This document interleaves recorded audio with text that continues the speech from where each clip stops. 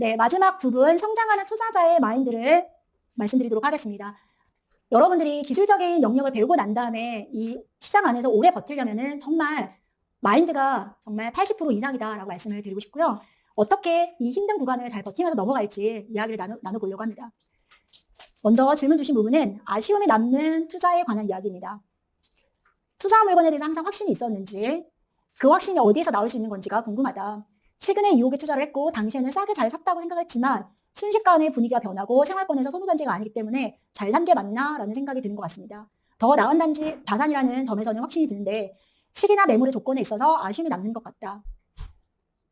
자, 여러분들 투자라는 건 어때요?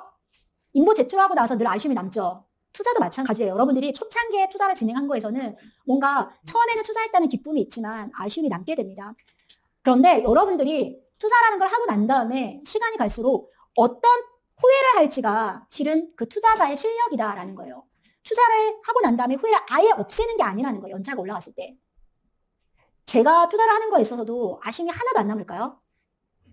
제가 다양한 시장을 경험하면서 더 실력이 또 키워지고 난 다음에는 제가 지금의 시점에 10년차 투자자로 봤던 거랑 또 다른 부분을 발견할 수도 저는 있다고 생각을 하거든요. 여러분들이 연차가 올라가면서 다른 후회할 수 있다라면 성장했다라는 뜻인 거예요. 1년차 투자자로서 했던 물건. 근데 3년차가 되어서 내가 2호기를 했어요. 2호기인데도 여전히 좀 아쉬운 부분이 남아요. 그리고 1호기 투자를 했을 때 또 이전에 몰랐던 더 아쉬운 부분이 또 발견이 됐어요. 그러면 여러분들은 레벨이 올라가신 겁니다. 그 후회하는 감정에 대해서 너무 부정할 필요도 없다라고 말씀드리고 싶고요. 즉 스스로 여러분들 스스로가 뭔가 계속 진화하는 투자자다라고 규정을 하시는 게 필요할 것 같아요. 나는 계속 배워가고 있고 이전보다 더 많은 것들을 다른 지역을 보면서 물건을 매수하고 보유하면서 이런 것들을 깨닫게 됐구나라고 생각하시면 좋을 것 같아요. 철저하게 복귀하고 놓친 부분들을 여러분들이 찾아내야 되는 겁니다. 매수 결정에 이르는 전반적인 과정들을 기억에 달아나기 전에 다 세세하게 적어야 돼요. 그래서 저는 매수한 물건에 대해서 중간중간 전세를 맞추면서 주변에 신축 입주들 들어오고 나서 전세를 뺄 때도 투자적으로 이런 것들을 좀 잘 기억하고 있어야 되겠다라고 하는 거는 다 메모를 남겨놓습니다. 매수할 때 정말 여러분들이 다이나믹한 그런 과정들을 몸소 체험했기 때문에 기록으로 다 남아있어야 돼요. 동일한 실수로 여러분들이 돈과 시간을 낭비하는 게 계속 반복되어서는 안 된다는 거. 후회할 수 있어요. 근데 똑같은 문제로 계속 2호기, 3호기에서도 후회를 해서는 안 되는 거죠. 근데 내가 지금 어떤 것들이 후회스러운지 남겨놨는데 계속 그 단계에 머물러 있는 게 아니라 새로운 후회하는 부분들이 보이면은 실력이 늘었다는 거예요. 더 좋은 자산을 사기 위해서 여러분들이 투자에 대한 이해를 하면서 실력을 키워나가고요.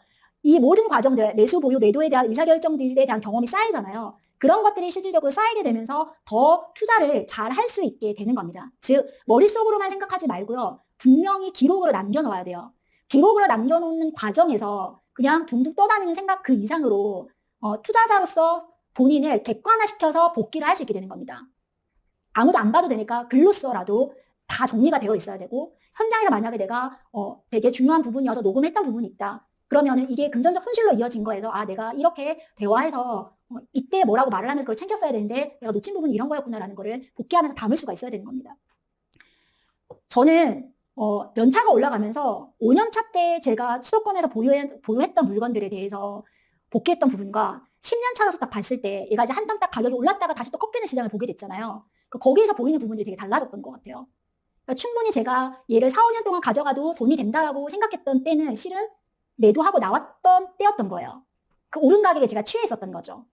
10평대 투자 물건처럼 인천 물건에 대해서 제가 보유기간의 설정을 잘못했던 거예요.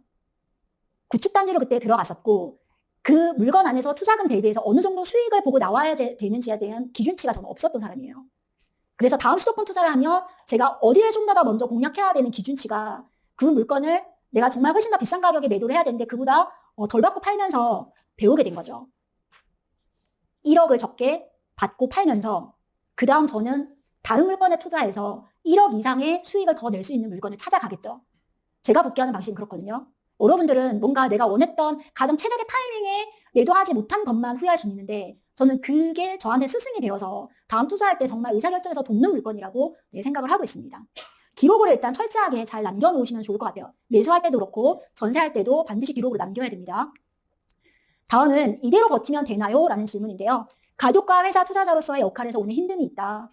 세 개 파트 모두 제 역할을 잘 해내고 성장하는 모습을 느끼고 싶은데 회사에서는 업무 시간 내에 간신히 해야 하는 일들을 쳐내면서 하루하루 근근히 버티는 느낌이고 가족에게는 힘든 티를 덜 내고 좀 더 성숙한 가장, 남편의 모습을 보이고 싶은데 몸이 피로해지거나 일정이 치일테면 짜증도 전보다 쉽게 내는 것 같다. 되게 현실적이죠. 투자자로서도 물론이거니와 처음보다야 성장한 모습이겠지만 여전히 인보 작성은 일정 내에 작성하기가 부담스럽고 매물 임장 또한 심적 허들이 있습니다. 이렇게 보낸 시간이 길어지는 만큼 투자자로서 제자리인 듯한 스스로의 모습이 동료들에게 보이기 부끄러워지기도 합니다. 이런 생각을 가지고 있는 지금의 저에게 혹시 해줄 수 있는 조언이 있다면 뭔지. 잘 버틴다라는 건 뭘까요, 여러분? 지금도 여기 계신 분들, 그 온라인으로 듣고 계신 분들도 버티고 계신 분들이 있을 거라고 저는 생각을 해요. 잘하는 거를 생각하기조차 힘들고 꾸역꾸역 지금 버티고 있다라는 생각이 들 텐데 저는 그 버티는 방향이 내가 앞으로 원하는 삶의 방향과 일치하면 잘 버티는 거다라고 말씀드리고 싶어요. 정체되어 있는 게 아니라 나아가고 있는 그 방향이 일치하고 있기 때문에 실은 그것도 그 자리에 서 있는 것 같지만 벽돌을 여러분들이 하루하루 쌓아가는 거잖아요. 시간을. 네. 이 단계를 넘으면 어때요? 그 다음 이제 칸을 올라가는 거죠. 이렇게. 또 여기 구간에서는 어때요? 그냥 벽돌만 쌓으면서 그냥 지내야 되는 구간이 또 여전히 또 발생을 해요. 여러분들이. 이 구간에 들어갈 때마다 저도 여러분들처럼 그냥 버텼던 것 같아요. 나아가는 것 없이 내가 그 자리에 멈춰서 그냥 호적거리고만 있구나. 망망대에 서 있는 배처럼 그냥. 그런 느낌이 여러분들이 중간중간 들 때가 있단 말이에요. 그런데 지나고 보니까 그 과정들 또한 성장의 밑거름이 저는 되었던 것 같아요. 더 잘 버티라고 말씀을 드리고 싶고요. 여러분들이 무엇을 위해서 지금 버티고 있는지 한번 생각해 보면 좋을 것 같아요. 나라는 사람의 소중해서 아니면은 가족들을 생각하면서 이걸 버티는 건지 여러분의 꿈과 목표를 지키기 위해서 버티고 있는지를 한번 생각을 해보시면 좋을 것 같아요. 그러면 저는 잘하고 있다라고 말씀드리고 싶어요. 어느 순간 직장을 벗어나서 나는 더 자유로워지고 싶다라고 하면은 그 방향으로 나아가기 위해서 여러분들이 서 있는 거기 때문에 이 버틴 시간도 의미 있는 시간이 될 거다라고 생각을 하셨으면 좋겠고요. 오래 잘 버티려면은 근데 이게 너무 한 자리만 서 있을 수는 없는 거잖아요. 여러분들이 이 시간을 좀 더 줄이고자 한다라고 하면은 명확한 방향과 전략은 필요해요. 왜냐하면 너무 버티고만 있으면 어느 순간에는 자기가 힘을 너무 꽉 준 상태에서 제풀에 지칠 수가 있거든요. 그래서 상황을 조금 더 개선시키기 위한 탈출구를 찾으셔야 돼요. 전략을 세워야 됩니다. 반복되는 고통 안에서 아무런 배움이 없다. 버티는데 변화 가능성이 하나도 보이지 않는다라고 하면은 실질적으로 어떻게 이거를 개선시키기 위한 전략은 뭔지를 고민을 해봐야 되는 거예요.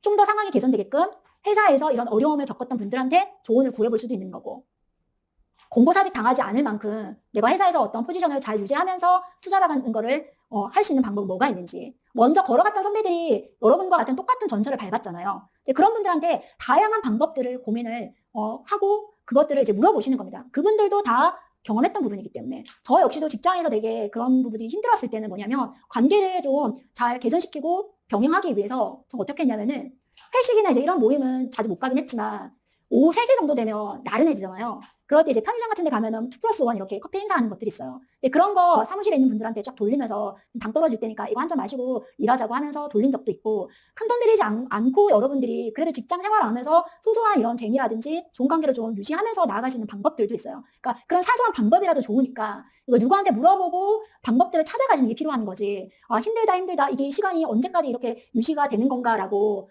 여러분들이 계속 물음표를 던지면은 버티고 있으면서 그냥 가라앉게 되는 거예요. 나아가지 못하고. 조언을 구하세요. 여러 사람들에게.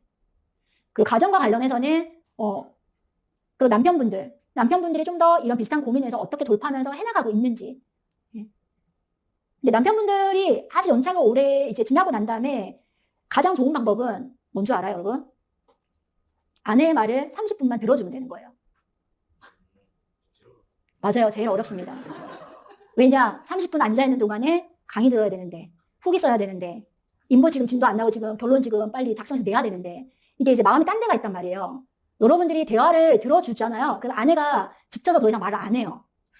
그때가 가장 베스트인 상황인 거예요. 듣고만 있으면 돼요. 뭔가 여러분들이 너무 이렇게 무리수를 둬서 할 필요가 없는 거죠. 근데 그 자기 이야기를 들어줄 작은 시간조차 내어주지 않으니까 여러 가지 방법으로 여러분들 하는 거에 대해서 계속 삐그덕거리면서 갈등 상황이 생긴단 말이에요. 예, 가장 좋은 방법은 계속 말을 하게끔 유도해서 말하다가 아내가 지쳐서 나가 떨어지게 하시면 되는 거예요.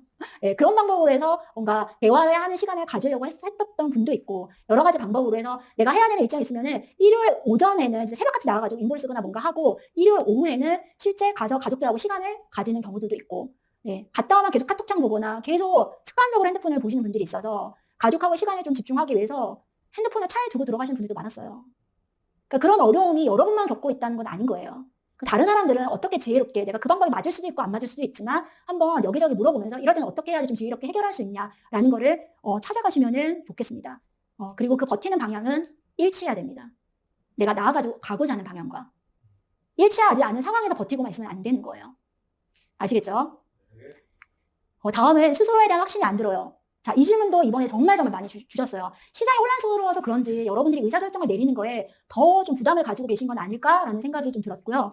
먼저 스스로에 대한 확신과 확신 있는 행동을 어떻게 가질 수가 있는지에 대한 질문이고, 이러기를 하고 난 다음에 제 투자 생각에 대한 확신을 갖지 못하는데 좋은 피드백을 받아도 온전히 받아들이지 못하는 에고가 있는 것 같다. 스스로에게만 관대하지 못하는 고집 때문인지 이런 저의 부정적인 모습을 발견하게 됩니다. 스스로 확신을 가지고 올바르게 나아갈 수 있을지가 고민이 됩니다. 월급 생활한 지 2년 6개월 차이고 올해 1호기를 했는데 임장, 인보도 너무 관성대로 하고 있다는 생각이 들었고, 쓰면서 왜 잘 모르겠지라는 혼란스러운 마음이 들었대요. 더 나아지고 싶은데 방법을 잘 모르겠다는 느낌이 들었고, 내가 제대로 알고 있는 게 맞나 하는 의심이 들었습니다. 투자할 때는 오히려 이게 이거야 했는데 오히려 그렇게 싸다라고 판단한 것조차도 지금은 믿기가 어렵다라고 질문을 주셨어요. 그리고 어떤 분은 투타림을 하고 난 다음에 엄청 그 좋은 분들이 열심히 분석해서 발표를 했는데 투터가 아닌 게 더 많은 거예요. 그래서 어차피 이렇게 정보를 취합을 해도 저 정도 레벨까지 올라가기 힘든데 이렇게 하는 게 맞나요? 라는 질문 주신 분도 있어요. 그러니까 여러분들이 열심히 하고 있음에도 불구하고 지금 너무 스스로에 대한 확신이 부족하신 분들이 최근에 너무 많이 늘어난 것 같아요. 저는 이 문구를 읽어드리고 싶었어요. 나무에 앉은 새는 가지가 부러질까 두려워하지 않는다. 새는 나무가 아니라 자신의 날개를 믿기 때문이다. 여러분이 투자자로서 여러분을 얼마나 믿고 있는지를 한번 생각해 보실 필요가 있어요. 진정한 확신은 스스로를 사랑할 수 있어야 된다라고 생각해요, 저는. 자만이 아니라 확신이라는 거는 자신을 믿고 사랑하는 연습이 되었을 때 나오는 겁니다. 의심에 의심을 하면서 열심히 하는데도 불구하고 이게 가능할까? 할 수 있을까라는 거는 아무리 옆에서 투자로 성과를 내신 분이 해보라고 해도 마지막 그 마음에서는 가지긴 힘든 게 확신이라고 저는 생각이 들어요. 여러분 스스로가 믿을 수 있어야 되는 거예요. 날개를 믿고 훨훨 날아가는 새처럼 내가 투자자로서 잘 성장해서 비전보드에 썼던 금액을 나는 언젠가는 달성할 수 있는 투자자야. 그렇게 될 거야 라고 스스로를 믿을 수 있어야지 과정마다 여러분들이 만든 결과물에 대해서도 자신감을 가질 수가 있는 겁니다. 그리고 지금까지 여러분들이 배운 걸 바탕으로 해서 충분히 할 수 있다고 생각을 해야 돼요. 여기 안에서 다른 좋은들이랑 비교를 하면서 투타링 해주는 투타님이랑 비교를 하면서 내가 지금까지 쌓아온 것들이 너무 여전히 부족하구나. 부족한 것만 계속 보잖아요. 잘 복귀하는 건 필요하지만 그러면 하고 싶은 마음이 안 들 수가 있다는 거예요. 때로는 잘한 부분에 대한 성과를 스스로 인정해 주세요. 네가 이 정도로 이렇게 무더운 여름에 임장하고 지투 실전반 이렇게 이수한 거 대단하다. 애썼다라고 스스로로 토닥토닥 하시는 것도 필요한 겁니다.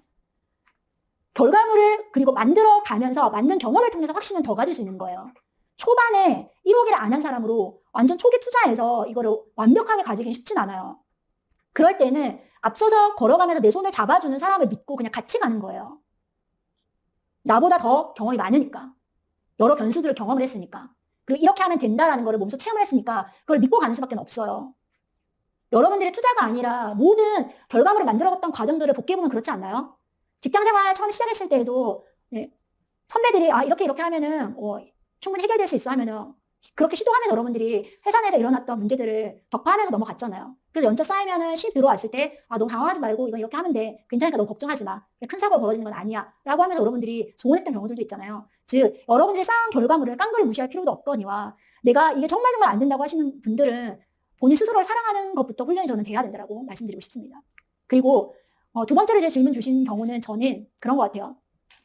투자자로서 내가 안다고 생각했는데 그 아는 것이 정확하게 정말 아는 게 맞나? 라고 물음표를 던진 거예요. 겸손해진 거예요. 모르는 게 아니라 오히려 또 어떤 분들은 확신이 없어서 아예 시도를 못 하시는 분도 있고요. 또 어떤 부류에서는 모르기 때문에 너무 겁없이 막 일을 벌리는 거예요. 그러니까 근거 없는 자신감을 막 사거든요. 근데 어떤 분이 알아가면서 새로운 것들이 계속 나오니까 기존에 자기가 알고 있던 거에 대해서 겸손해지는 거예요. 뭔가 투자하고 3년차 투자자들이 더 많이 알고 있는 걸로 막 착각하거나 취해 있는 경우들을 보게 되거든요. 근데 그럴 때가 오히려 위험한 거예요. 내가 고개를 숙이고 더 많이 배울 게 있고 여전히 갔던 지역도 내가 다시 임장을 가면서 여기 공급 쏟아지면서 이게 이렇게 바뀌었다고? 내가 이전에 봤던 시장은 폭등하는 장이었는데 이게 지금 심리가 완전히 죽었다고 하면서 계속 갔던 지역도 다시 임장임장하면서 여러분들이 담아가고 배우려고 하시는 투자자가 더 투자 실력으로는 무르익겠죠. 여러분들이 여전히 배울 게 있다라고 보면은 어느 정도 레벨이 높아지는 거예요.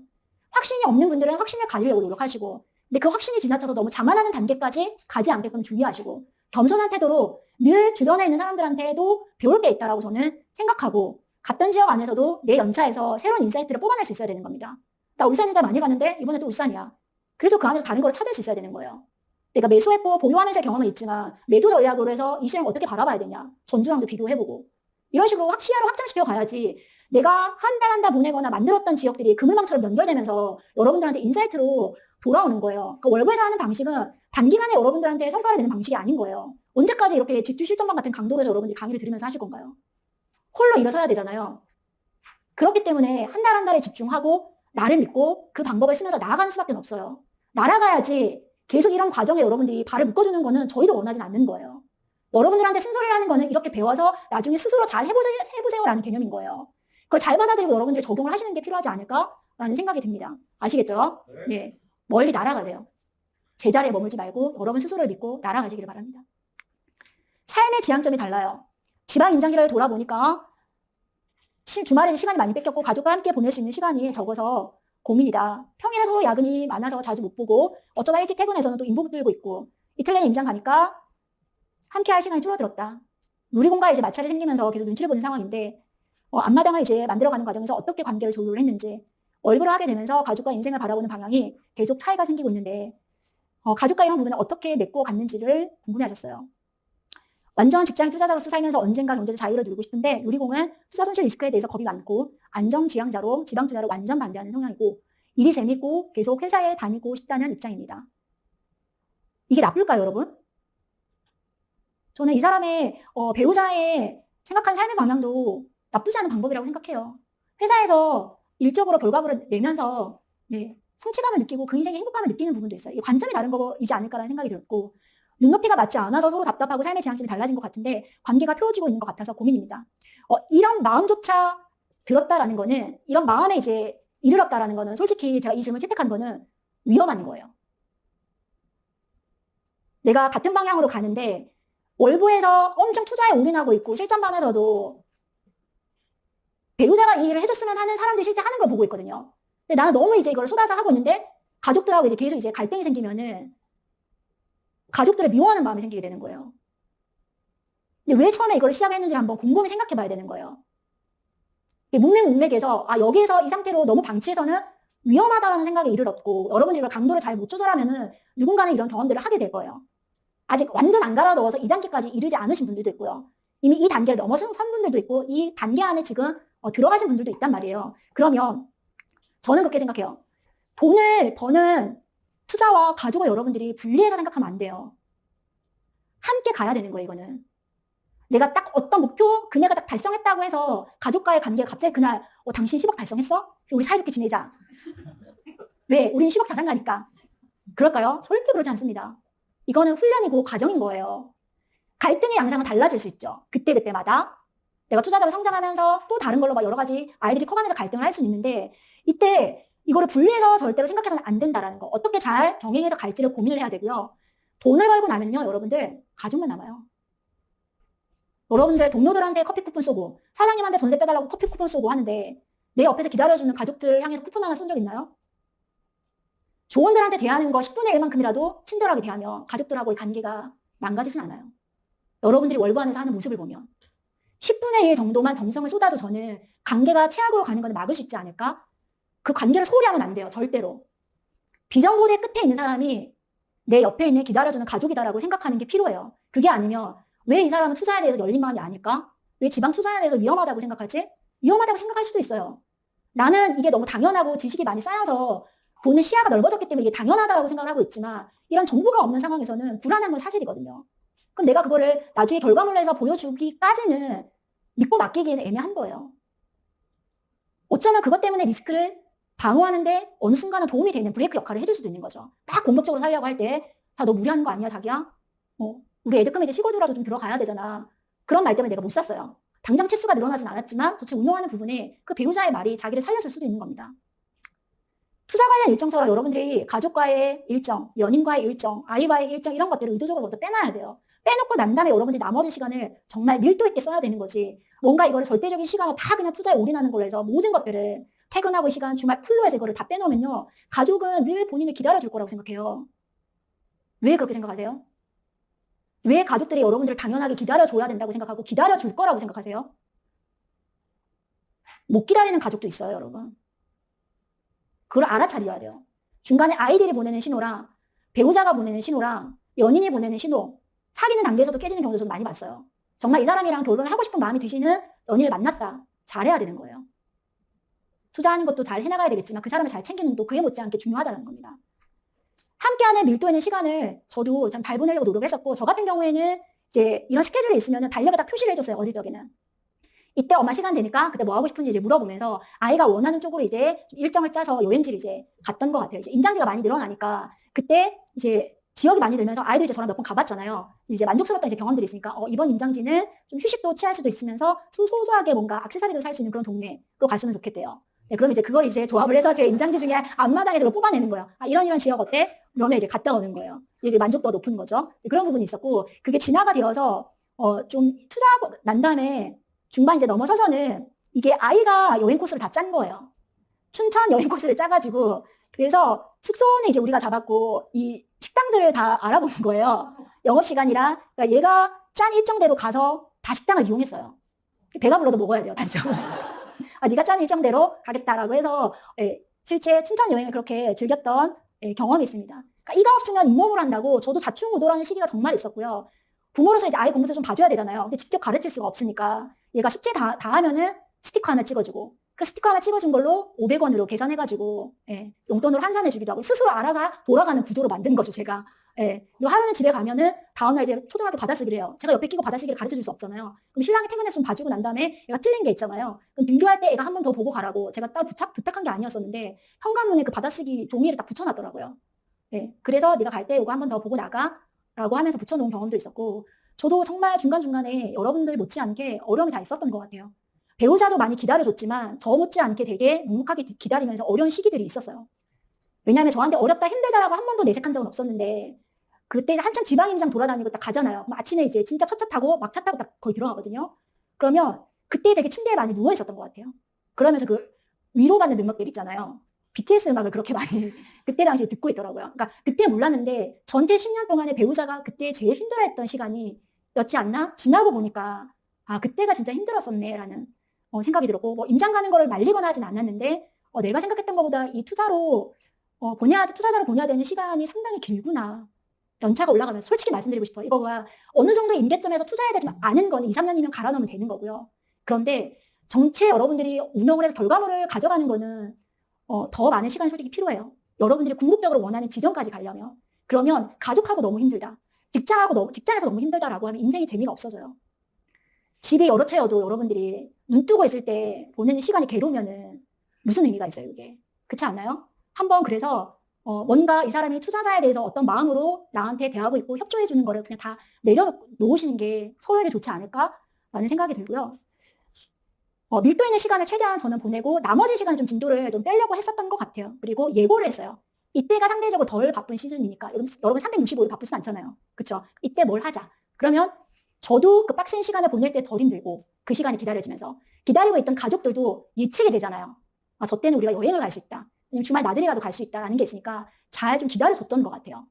그리고 저는 배우자한테는 스포츠 관람하는 걸 워낙 좋아했어가지고 그런데 애 데리고 가면 상관없다 하면서 그런 거 관람하는 거에 시간을 많이 좀 확보를 해줬던 것 같아요. 뭔가 그 사람이 좋아할 수 있는 시간을 내어주면서 병행을 해봤습니다. 서로 다른 삶의 지향점을 그냥 인정해주는 거고요. 제가 올해로 결혼 20년 차가 됐거든요. 20주년이 됐어요. 근데 느꼈던 거는 그냥 있는 그대로 인정해주는 거가 제일 좋은 관계를 유지하는 방법이다라는 거를 시간이 가면서 알게 됐던 것 같아요.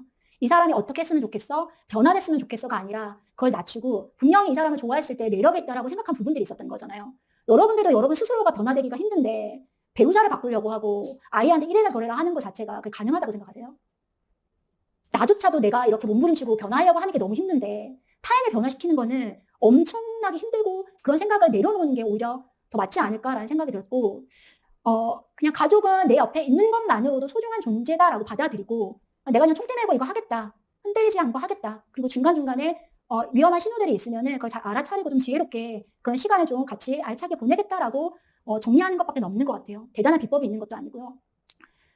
최근에 이런 생각이 더 강해진 것 같아요. 가족이라는 존재는 내 옆에 있는 것만으로도 감사한 존재다라는 걸 느꼈는데, 이게 뭐냐면은, 그 최고의 아버지 상으로 해서 제가 이거를, 저희 아버지한테 드리고 싶었어요. 그런데, 밑에는 저희 어머니가 이제 팔순이어가지고, 팔순잔치 때 이벤트를 하면서 아버지에게도 이런 감사장을 드리고 싶었어요. 늘 감사하다는 표현을 했지만, 저희한테 남은 시간이 얼마 남지 않았다라는 걸 작년부터 전 직감했었거든요. 저희 식구들이. 그래서 이번 팔순잔치에 이걸 드리고 싶었어요. 그런데 만나기 3일 전에 돌아가셨어요. 네.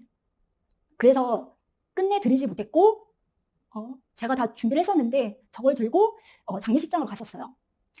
그때 이제 느낀 거는 뭐냐면 그래도 조금 덜 후회되는 부분은 어떤 게 있었냐면 작년부터 우리한테 주어진 시간이 유한하다라는 걸 느끼면서 먼 거리에 계신 상황이어서 항상 헤어질 때 연세가 있으시고 저도 나이가 들었음에도 불구하고 어릴 적에는 그렇게 살갑게 제가 막 애교를 부리거나 하진 않았거든요. 그리고 아버님 자체도 뭐 애정 표현을 아주 살갑게 하시거나 근데 늘 자식들이 믿고 좀 기다려주시는 분이었어요. 언제부터는 내가 덜 후회하기 위해서 항상 헤어질 때 꼭 안아드리고 왔어요. 그럼 쑥스러워 하시면서도 좋아하시더라고요. 헤어질 때마다 안아드렸던 거, 그때마다 감사하다라는 말을 했던 거. 네. 그리고 실제 돌아가시기 전에 그 전에 병문안 딱 갔을 때에도 그날 되게 그런 표현을 많이 했어요. 더 이런 시간들이 임박해 오고 있다는 걸 느껴서 이런 이제 경험을 하게 되면서 가족은 그냥 뭔가를 해줘서가 아니라 있는 것만으로도 그냥 소중한 존재다라는 거고 언제 이런 시간이 끝날지 모른다라는 거를 느끼게 됐어요. 저랑 저 배우자도. 그래서 그 뒤로 더 많이 배려하고 더 많이 상대방의 입장에서 생각하고 그런 말과 행동을 더 하게 된 것 같아요. 그 일을 경험을 하면서. 그래서 여러분들한테 투자가 중요합니다. 여러분들이 뭐 순자산 30억 쌓을 때까지 그것만 보고 가세요라는 거는 저는 모든 사람들이 시간이 아주 길게 다 있지는 않을 수 있다는 거. 그래서 하루하루를 이게 마지막일 수도 있다라는 마음으로 대한다면 이 사람이 투자해야 되는 뭐 지방 투자 못하게 뜯어 말려도 감사한 거고 네. 뭔가 그냥 나를 기다려주고 있다는 것만으로도 감사하지 않을까라는 생각으로 그냥 서로를 아끼면서 대해줬으면 좋겠다라는 생각이 들었어요. 아이한테도 그렇고 배우자한테도 그렇고 여러분들이 사랑하는 사람한테 이거를 정말 표현을 잘 해줬으면 좋겠다라는 생각이 들었습니다. 아시겠죠, 여러분? 가족들한테 많이 표현하세요. 멘토를 정하고 따라가고 싶어요 라는 질문을 해주셨는데 가진 목표를 이루기 위해서 따라가시는 멘토가 있어야 한다. 책에서 이제 보긴 했지만 나의 상황과 비슷하고 같은 길을 가는 분을 멘토로 모셔야 한다고 생각을 하는데 모든 부분이 나와 맞을 수도 없을 뿐더러 그 사람을 다 알 수도 없는데 삶의 멘토를 정하고 따라가야 할지가 고민이다. 제가 인생이 좀 잘 풀렸던 시기를 떠올려 보면은 멘토가 뭔가 있으면서 잘 풀렸던 것 같아요. 뭔가 육아와 관련해서도 아이를 키우는 과정에 내가 부모로서 어느 정도 성장했다고 생각하지만 아이는 나이가 들어가면서 내가 보지 못했던 모습들을 보이잖아요. 근데 부모로서는 그 나이의 부모로서는 처음인 거잖아요. 저조차도. 아이를 키웠음에도. 그래서 육아와 관련해서 이런 조언을 해줄 수 있는 분, 멘토로 삼을 수 있는 분. 네. 저는 개인적으로 그 조선미 박사님을 멘토로 삼았었거든요. 왜냐하면 그분의 이제 모토 자체가 세상보다 살짝 친절한 정도로 부모 역할을 다하면 된다라는 마인드여서 그게 와닿아서 그분과 관련된 책이나 영상을 엄청나게 많이 보면서 아이들을 키워나갔던 것 같고 투자 관련해서는 저는 이제 월부 안에서 너바나님한테 이제 배우면서 그 기준을 좀 잡아갔던 것 같아요. 그래서 직장인 포지션으로 해서 제가 어떻게 결과물을 만들어낼 수 있는지 중간중간에 투자의 어떤 본질적인 부분과 마인드적인 부분을 같이 배울 수 있는 게 되게 중요했던 것 같아요.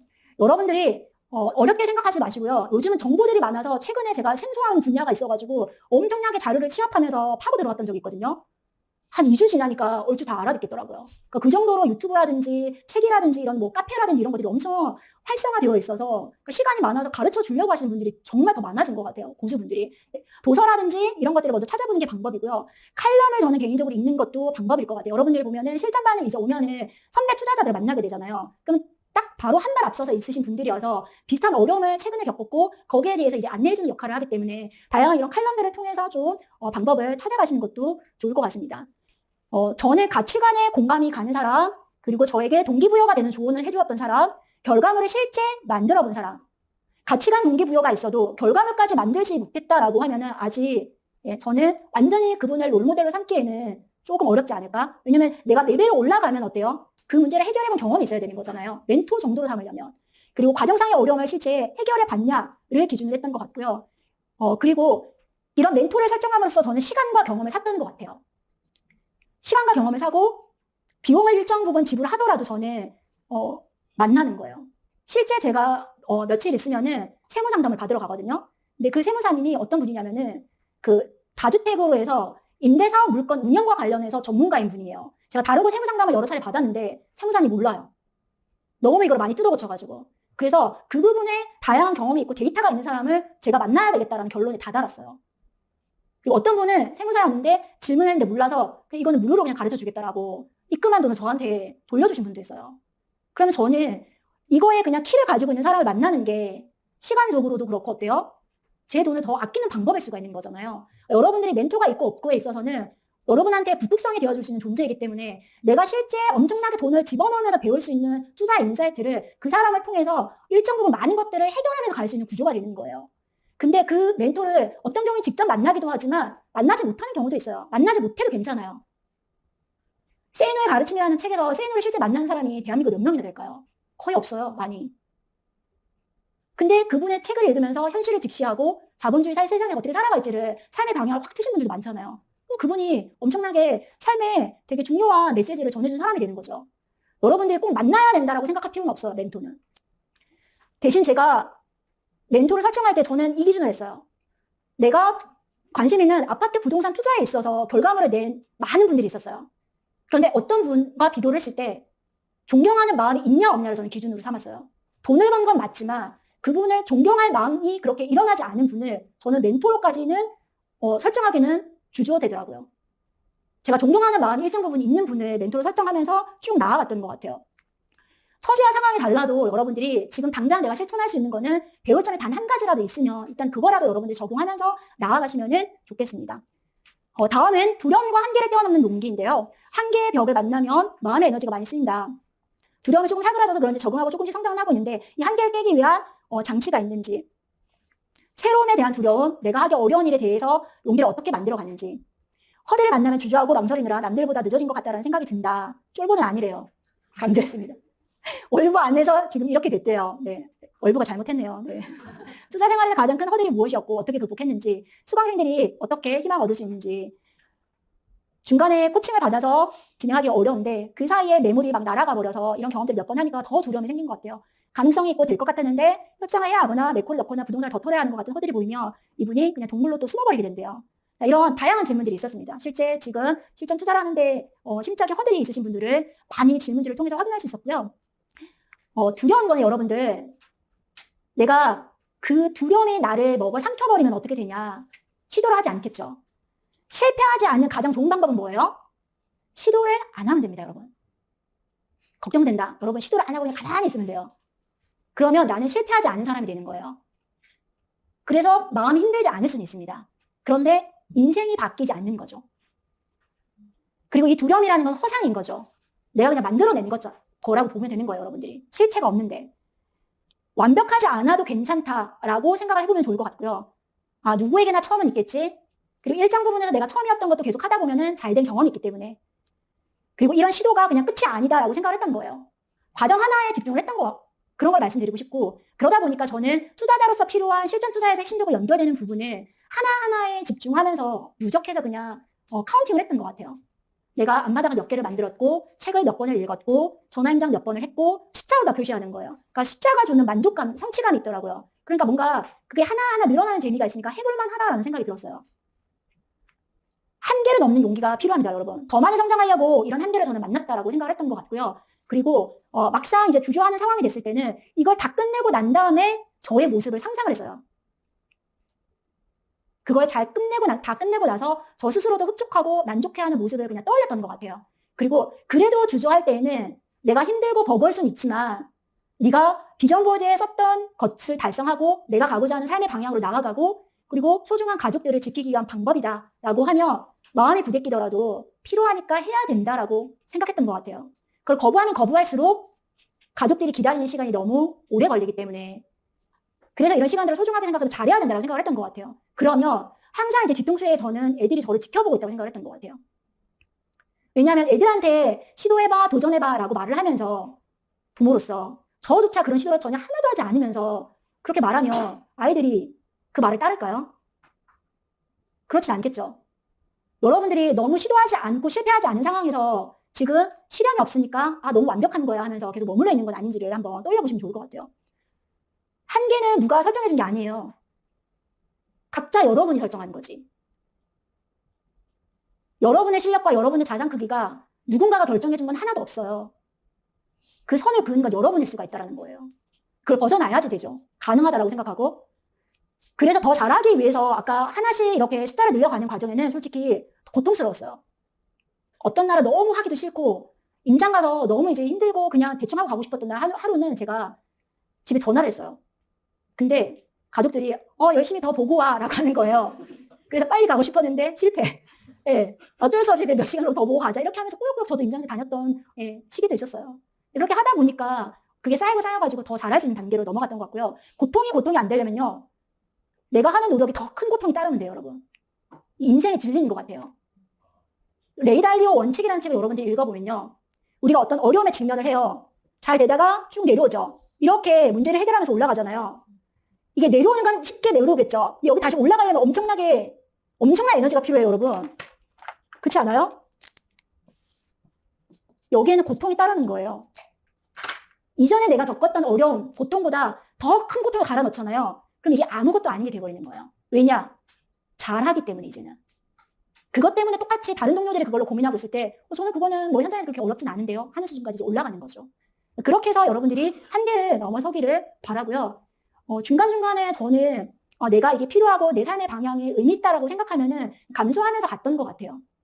투자자로서의 고통이 있었던 거는 제 비전 보드였었고 제가 누군가를 도우면서 의미 있는 제2의 인생을 살고 싶다라고 했기 때문에 방송에 나갈 수도 있었고 이런 다양한 시도들을 해볼 수가 있었던 것 같아요.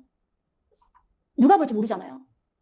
그런데 방송에 제 얼굴을 공개하고 나갔던 거는 제가 이렇게 살아가는 게 나름 의미 있는 삶이라고 저 스스로 규정을 했고 그게 누군가한테 이런 세계가 있다는 걸 알려주는 방법이 될 수 있으며 제 삶의 방향과 맞았기 때문에 선택하고 간 거예요.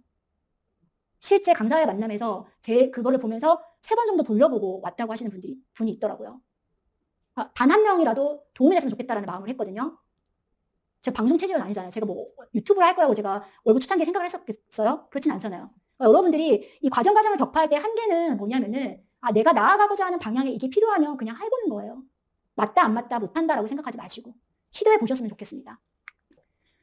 다음은 도대체 언제까지라는 질문을 주셨는데요. 처음엔 1호기만 하면 무엇이 달라지겠지라고 생각하고 달려왔고요. 지금 힘듦이 많이 익숙해져서 첫 인풋보다 덜 들을 수 있고 가족과의 시간도 가질 수 있을 거라고 했는데 이제 의심이 드는 거예요. 벌써 2년이 지났는데 실력이 늘어난 것 같지도 않고 가족과의 시간도 부족하다. 공부하면 할수록 3년 안에 내 상황이 드라마틱하게 변하지 않는다는 걸 알게 되는 것 같은데 언제까지 이렇게 보내야 하는 건지 가족들도 힘들어하고 저도 지칩니다. 결과가 나오지 않은 시간을 어떻게 현명하고 슬기롭게 보내는지가 궁금하다라고 하셨어요. 실력을 키우는 거에 결국에는 집중할 수밖에 없어요. 왜냐하면 10억, 20억은 시장이 결정해주기 때문에 기준 지켜서 내가 돈 모인 걸로 그냥 담는 거예요. 아니면 갈아타기를 통해서 더 좋은 물건으로 채워나갈 수밖에 없고요. 시장에 먼저 맡기겠다라는 마음도 일부 필요하지 않을까. 그리고 솔직히 자산을 쌓는 과정에 더 힘들어요. 이분이 느끼는 거가 더 진실을 알게 되신 거예요. 근데 이 진실을 아무도 말을 해준 사람이 없는 거죠, 실은. 왜냐? 이 고난의 길을 걸어가면서 자산을 쌓은 분들이 내가 평상시 생활할 때 가까운 지인들한테는 그렇게 많진 않잖아요. 그렇기 때문에 뭔가 더 나아지려고 했는데 왜 삶은 팍팍해지지? 저축은 열심히 하면 어떻게 해요, 여러분들? 집 사는데 또 다 쓰잖아요. 그래서 이거를 시작하기 전보다 여러분들이 더 팍팍해지는 게 잘하고 있는 거예요, 원래는. 모아서 다 쓰지 않고 자산으로 가져올 물건과 바꿔 끼우는 거니까. 그 과정을 저도 똑같이 경험을 했었어요. 집은 개수는 늘어났는데 왜 삶은 더 힘들어졌지? 형편이 아주 나아진 것 같지 않지? 이런 구간들이 있었단 말이에요. 투자자로 여러분들이 이런 버티는 거는 하루하루 해야 되는 거에 그냥 집중하는 거예요. 잡생각이 날 때에는 그냥 임장 더 가고 여러분들이 인보 한 장 더 쓰고 그거에 집중하시는 것밖에 할 수 있는 방법이 없다. 저도 엄청 좋은 방법을 말씀드리고 싶은데 제가 개인적으로 경험한 거 이게 다였어요. 그게 최선이었고 그걸 부여잡고 가는 게 오히려 마음이 흔들리지 않았던 것 같아요. 될 때까지 해보자는 마음으로 포기하지 않으면 다 만나게 됩니다. 일정 수준까지 갔을 때 꾸준하게 엄청 차가 빨리 달리는 것 같아요. 그런데 딱 사거리에 가면은 먼저 갔던 차도 딱 서 있거든요. 걸려가지고 그냥 느린 것 같아요. 가면은 그 차 뒤에서 만나는 거예요. 이런 과정이다라고 생각을 하시면 좋을 것 같고요. 누군가는 빨리 좀 도착하는 것 같지만 도착해서 기다려야 되는 사람들도 있고 더디게 가시는 사람도 있을 뿐인 거지 도착 못하는 건 아니다라는 마음으로 임했으면 좋겠고요. 과거와 다른 삶을 꿈꾸고 있기 때문에 여러분들이 다른 시간을 보내고 있다라고 말씀드리고 싶습니다. 벌고자 하는 여러분들의 돈의 크기를 생각하면서 나아가셨으면 좋겠다라고 마무리 인사를 드리고 싶습니다. 이 사진은 제가 지방 임장 다닐 때 새벽에 이렇게 기차를 타잖아요. 아무도 없어요. 돌아올 때도 거의 마지막 차 같은 경우에 텅 빈 기차에 제가 먼저 딱 들어가는 경우들도 많았던 것 같아요. 저는 이 책의 이제 구절을 여러분들한테 버티기 힘들 때 읽어보라고 말씀드리고 싶어요. 너무너무 힘들다, 끝이 없는 것 같다라고 하는 분들에게 삶이 내 여정 한복판에 역경을 가져다 놓았다면 너는 그곳으로부터 강인함을 배울 기회를 얻게 된 거야. 내가 있든 말든 삶은 지속된다는 점만 빼면 인생에서 확실한 건 아무것도 없단다. 산꼭대기를 향해 해돋이를 향해 희망을 향해 내디딘 가장 연약한 한 걸음이 가장 맹렬한 폭풍보다 훨씬 강하단다. 강인함이란 삶의 폭풍에 용감하게 맞서고 실패가 무엇인지 알고 슬픔과 고통을 느끼고 비탄의 구렁텅이에 빠져본 뒤에 얻을 수 있는 것이란다. 그래도 계속 가라라는 책의 내용입니다.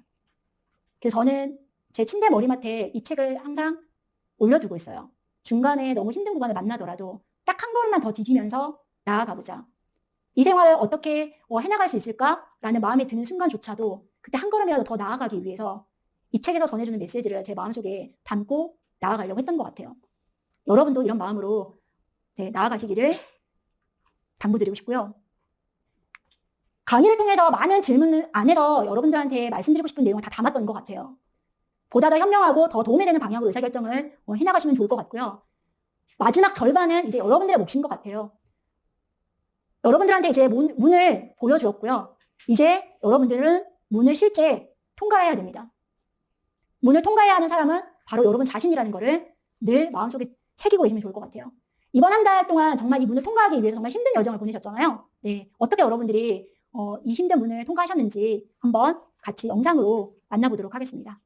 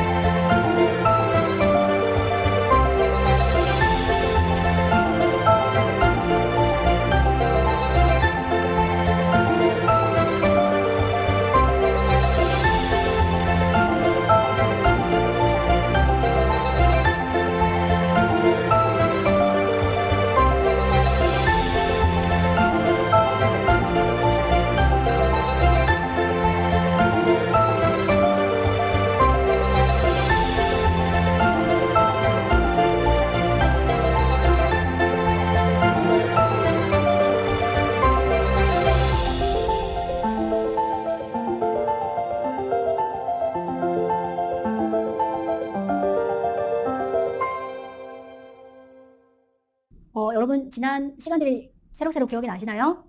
네. 여러분 지금 모습들이 제일 반짝일 때이지 않을까라는 생각이 영상을 보면서 들었어요.